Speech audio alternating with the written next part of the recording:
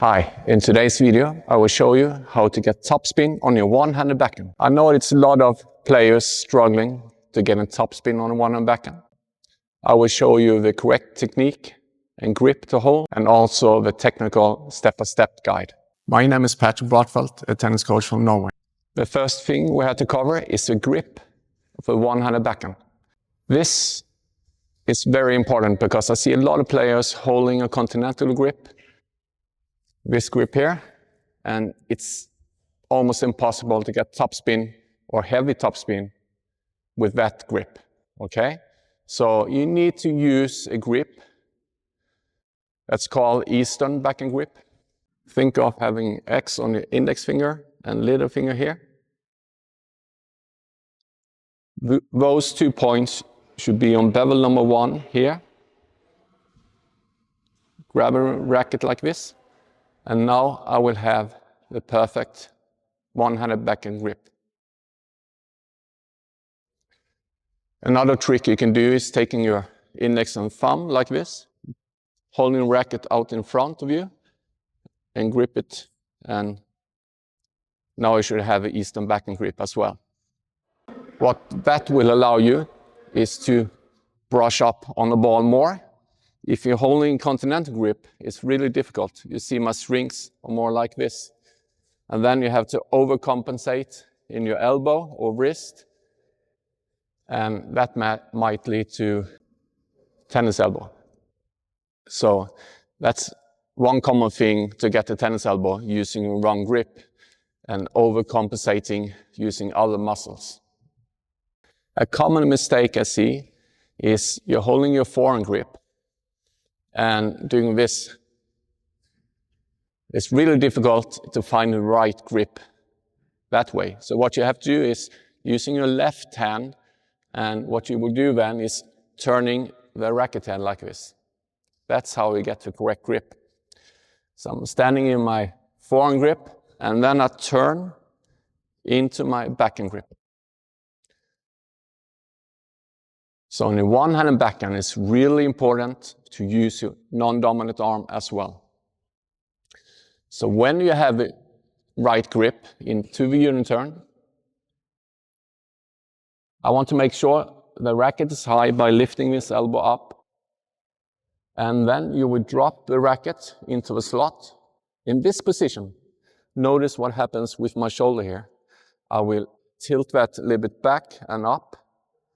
What that allows you is getting a racket below the ball. You see, if I have my shoulder in neutral position, my racket goes this way, and I tilt it, this will happen. So the racket will get below the ball. So if you want to add topspin into your one-handed backhand, make sure you're lifting this shoulder up this way, and you can tilt that front hip as well. And now you're going up to contact points here. And what you want to do in a one-handed backhand is you want to supinate. That means you're supinating like this, holding a cup of soup in your hand. On the forehand, you want to pronate. That's the opposite way. So on the backhand, you want to supinate. So tilting that shoulder back, supinate into contact, and continue supinating and follow through. You have a starting position, standing in a forehand grip, using your left hand, and have a uniturn at the same time. So I'm turning my left foot, getting my racket high up, stepping in with my heel first, and then I drop the racket into the slot. So the butt cap is pointing to the side fence. My shoulder is tilting up. That allows my racket drop. And then I start with supination and continue forward. Release my left hand here into the contact point. Continue the supination and rotating my shoulder around. Depending on how flexible you are, you can stop here around, you can stop here. It all depends on how flexible you are on your shoulder. So what will happen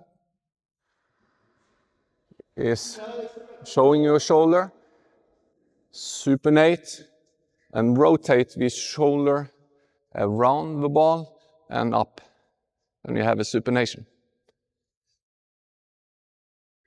That's how you get topspin on your one-handed backhand.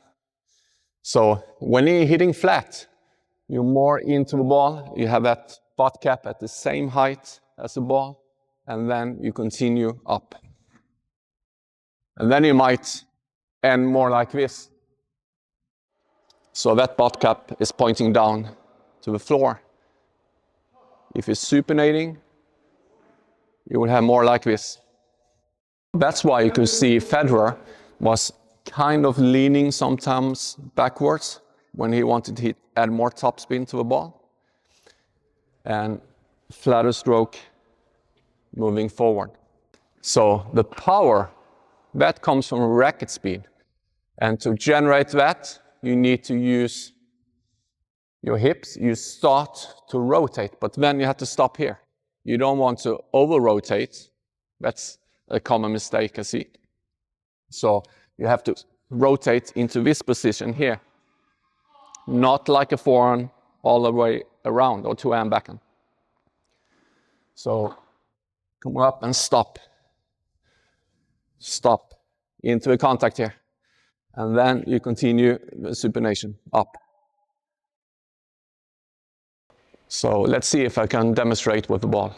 You have a uniturn, changing your grip, stepping in with the right foot, drop, letting that shoulder tilt, and brush up with the supination. So it's not a flick like this, because then it will hurt. So you need to use your shoulder into the shot. Another great exercise to do is if you have one of these coaches' eye coach, then you can really practice on the contact point and brush up on the ball. If you're doing correctly, this ball will spin. It's probably difficult for you to see that on the camera now, but it will spin.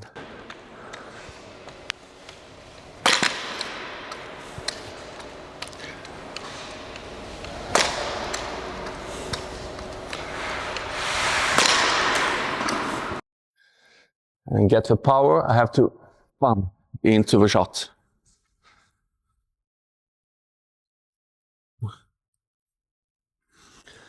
So you see, I want to make contact here. So my racket is here, and then I drop the racket head below the contact point and supinate up into the ball with rotation of my shoulder. That's how I will get the topspin on the ball.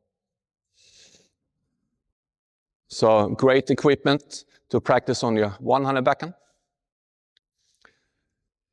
So you will have split step, uniturn, up with your racket, footwork, tilting that shoulder so the racket drops below the ball, and then up through the shots. Another great drill you can do is sitting on your legs like this, because now you have to be sideways. You can't rotate that much. And then you drop your racket below the ball and making sure the strings going towards the net and then around.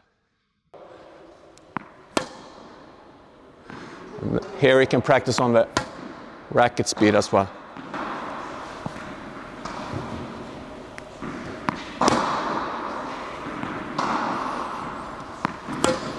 And supination. Yes, you can self-feed yourself like this.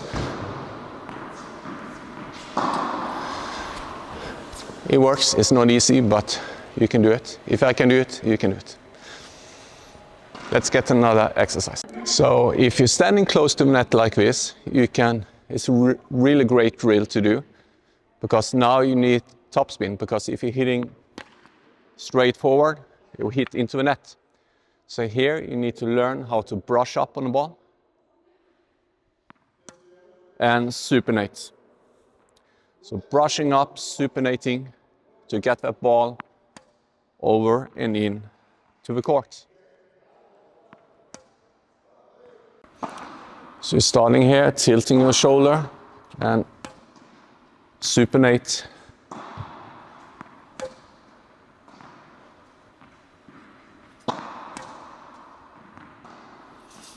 So try this drill. Really good to work on your supination and get that topspin on the ball. Yes, you can get topspin by just doing this way, brushing up. But it's not as powerful. If you want that power and spin at the same time, you have to do this. Drop your racket below the contact point and supinate into the shot and afterwards continue. Then we will get racket speed, power and topspin, okay? So if this is the height of incoming ball. So when I tilt that shoulder, you can see my racket is still at the same height as the net cord, but the racket would drop below the ball and up into the shot like this.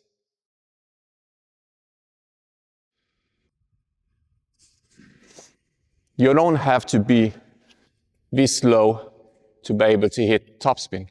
So just below the ball, the racket has to be below the ball like this, and then up into the shot.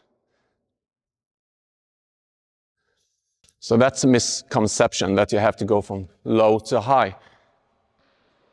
Not low to high, but really below the ball and lifting it up. Yes, as I said, you can do that, but you only have to have the racket tilting down and up into the ball. This will produce topspin and power. Key elements: the grip, starting high, dropping into the slot here, so that butt cap is pointing towards the side fence, and you're tilting because then the racket would drop even more. And then you supinate into the shot. Start to rotate your shoulder as you continue the supination.